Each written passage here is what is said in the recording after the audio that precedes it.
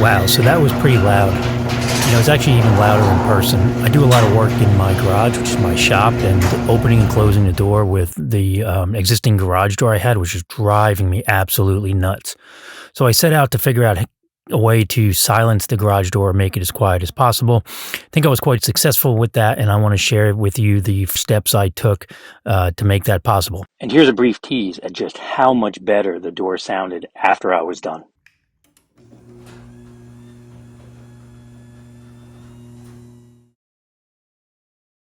So the first thing and most impactful thing to do is to switch to a belt drive garage door opener. If you already have a belt drive, then really you want to look at the next steps here. But if you don't, the biggest improvement you can make is going with a belt drive.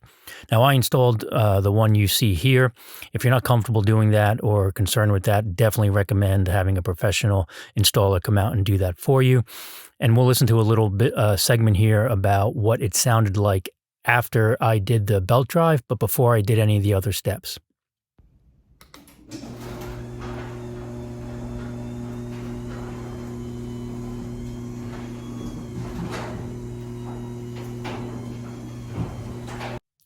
As you can see, that was quite a bit of improvement and it's already sounding much better, but you can definitely hear creaking and groaning in the door. So the rest of this video is really about getting rid of those excessive creaks and what you're hearing in the background. So the second thing you can do, and probably the most cheapest option, is to make sure you're lubing your door on a regular basis. So spraying the springs, your hinges, anywhere with moving parts makes a big difference in what you get from a sound perspective. You want to make sure that you get the right lube for garage doors. Not all of the lubes are good for this purpose. So I'll put a link to what I used below. You can also get something at the big box stores. Ask a rep. They'll help you find it, assuming you can find somebody. But again, I'll put the link in there if you want to just grab it off Amazon.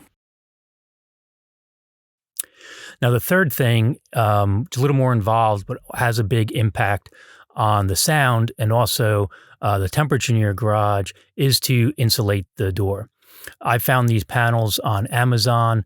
They were super simple to cut. I had to remove a few parts to get them in there, as you'll see here. Basically, just they went a long way to make a big difference in the sound. Now, you'll see in the video, vibration. These are fairly durable. You have to force them a little bit, and at first it doesn't seem like they'll fit, but they definitely do.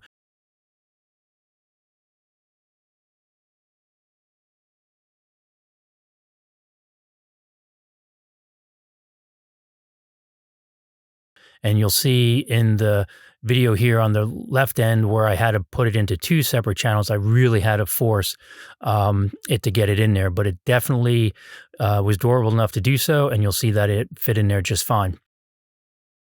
Now, once you have them going, for any panels that are already the same size, you can just use the one you cut before as a template and make it go much quicker. The razor knife I'm using here is perfect for that because it is extendable, and it's better than the ones you get in the box stores. I'll put a link there for it, but any one that you have with an extendable razor will be fine. The other thing I noticed is as I push on the door, it's flexible behind these channels here, where some of the glue they had wasn't really holding anymore, and there was flex, and I could tell that the door was banging against the channel there.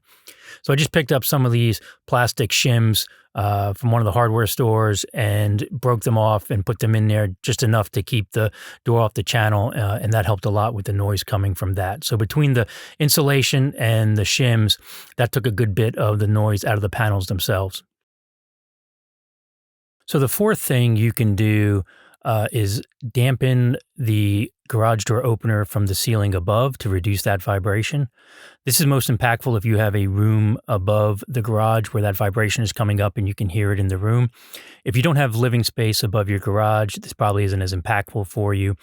You'll see here they make units for this. They're hard to find and a bit expensive, so I just went ahead and created my own, which you'll see here in the picture, using some dampening washers that I got off Amazon, and the blue lines represent where the bar would go through. So you will need to replace the screws that you had before with the same kind, just about an inch longer to make up for the space of the washers.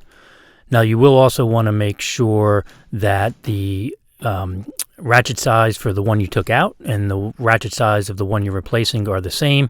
You'll see that I did not do that, and it cost me an extra trip down and up the ladder. So some of the other benefits I got by upgrading to this model, one was that it comes with the MyQ app, which allows you to control the door remotely from your phone when you hook it up to your Wi-Fi. It also has a scheduler, which is nice. You can set it to close the garage door at some time every night, and if the garage door is open, it will automatically close it for you. Not that I've left the garage door open overnight.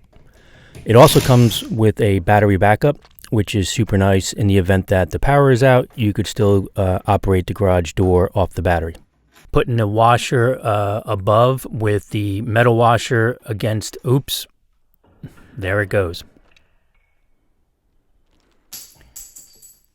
So this time I at least had an extra part on hand. So the metal washer goes on top of the metal, the rubber washer on top of that, and then very carefully put the screw through those and screw it back in.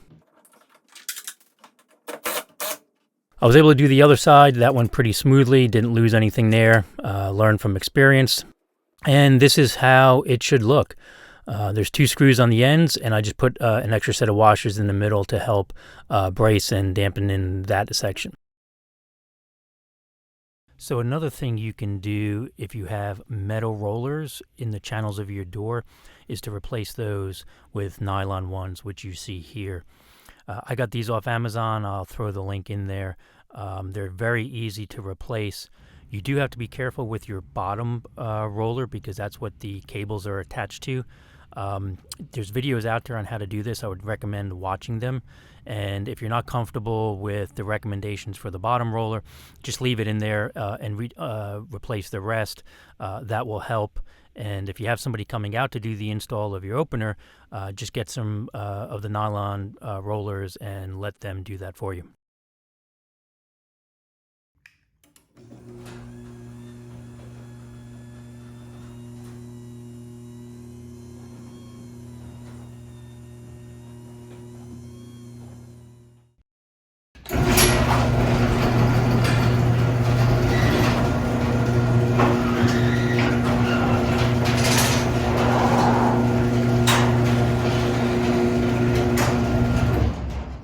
So there you have it.